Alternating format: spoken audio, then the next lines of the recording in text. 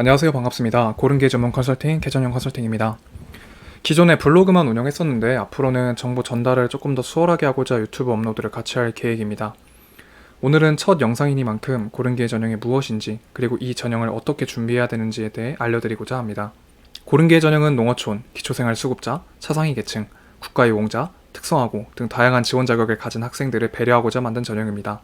명칭과 해당 지원 자격은 각 대학마다 상이할 수 있습니다. 예를 들어 고려대학교는 고른기회 전형이란 이름으로 국가보훈 대상자, 농어촌, 사회배려자, 자립지원 대상 아동을 지원 자격으로 선정하였습니다.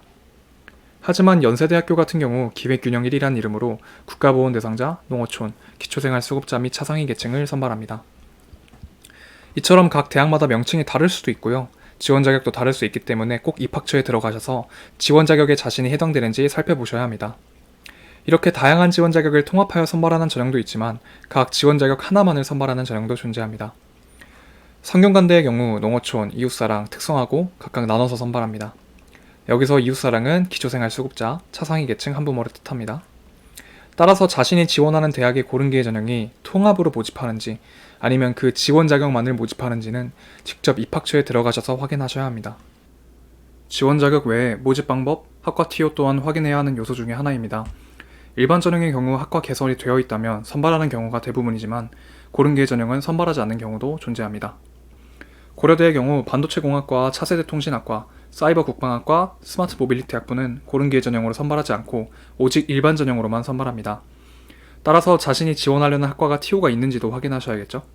이외에도 계열별 모집을 하는지 과별 모집을 하는지, 면접 여부, 최저 기준 여부 등은 일반 전형과는 다를 수 있으니 반드시 각 대학마다 확인하는 작업이 필요합니다. 다음으로는 고른기회 전형을 준비한다면 알아야 하는 사항에 대해서 말씀드리고자 합니다. 일단 첫 번째, 입결에 집착하지 말자. 고른기회 전형은 입결을 발표하지 않는 대학들이 많습니다.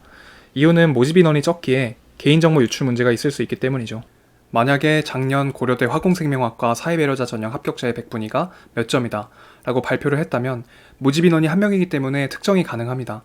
따라서 한두 명의 소수 인원은 발표하지 않고 3, 4명 이상 여러 명 선발하는 대학의 학과의 경우 간혹 발표하기도 합니다. 하지만 모든 대학이 발표를 하더라도 사실 고른기회 전형에서는 입결의 영향력이 굉장히 미비합니다.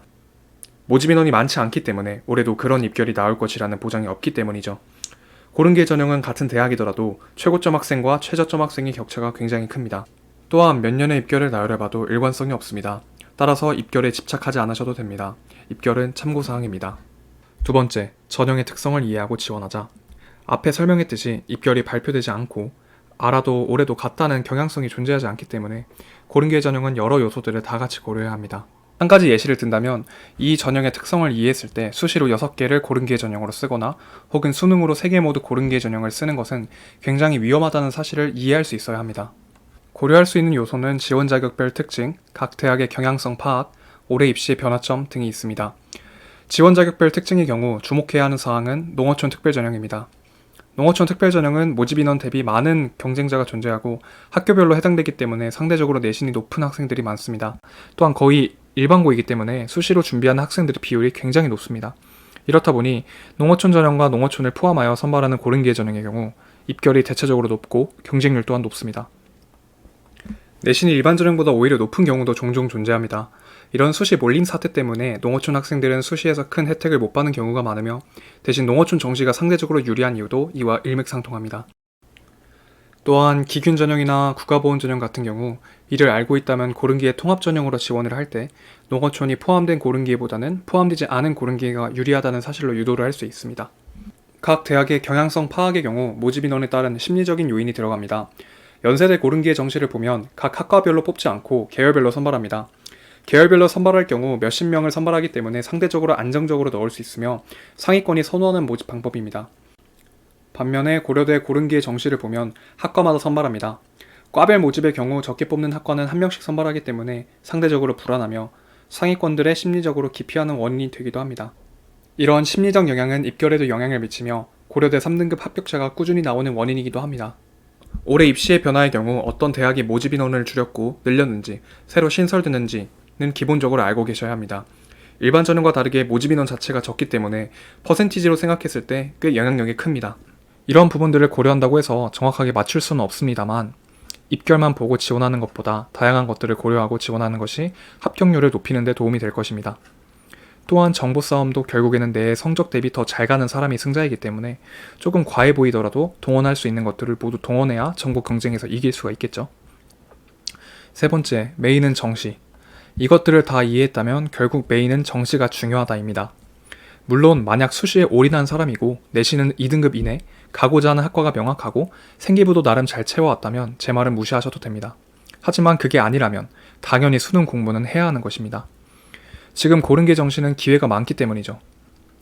고른계의 정시 모집 인원이 급격하게 증가하고 있는 배경과 그에 비례하지 못한 정시 준비생들의 수로 입결이 급격하게 차이나고 있고 모집 인원이 소수라는 심리적 부담감, 입결 비공개인 상황에서 원서는 3개밖에 쓰지 못한다는 부담감은 상위권 학생들로 하여금 쉽사리 선호대학에 지원하지 못하게 하는 상황으로 이끕니다. 이런 상황이 만약 몇몇 대학의 학과에서만 일어난다면 이는 이례적인 펑크라고 불리우지만 여러 대학 여러 학과에서 일어난다면 이는 입결 하락으로 불립니다. 아니 애초에 하락이 아니죠. 입결이 애초에 낮게 형성이 됩니다. 따라서 여러분이 평범한 학생이라면 수능 공부는 필수입니다. 수시도 지원하고 싶다면 수시도 하고 수능 공부도 하시면 됩니다.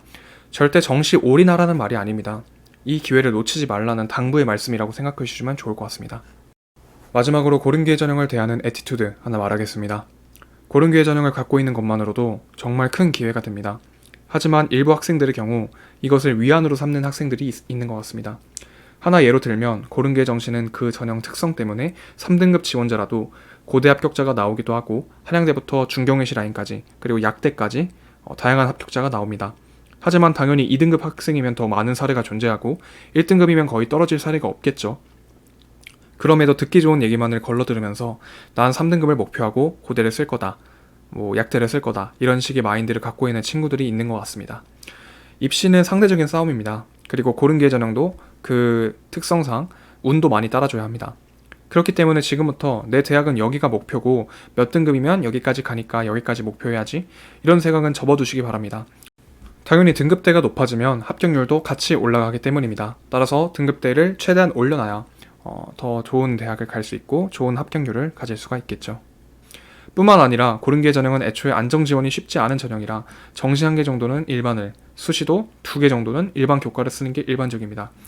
고른기회 전형이 만약 여러분의 성적에서 안주하게 만드는 도구가 된다면 이는 여러분의 대입에 도움이 되기보다는 해가 될 가능성이 높습니다. 그럼에도 제가 극적인 고른기회 정시 사례를 많이 말하는 건 모두 다 갈 수 있어요가 아니라 애초에 어떤 전형도 그런 가능성 자체가 없었는데 고른기회 정시만 그런 가능성이 있음을 알리고 싶었던 것입니다. 만약 수시로 답이 없다면 3, 4등급이라도 만들어서 정시로 대박을 노리세요. 그게 기대값이 더 크니까. 지금은 성적 향상에 집중하십시오.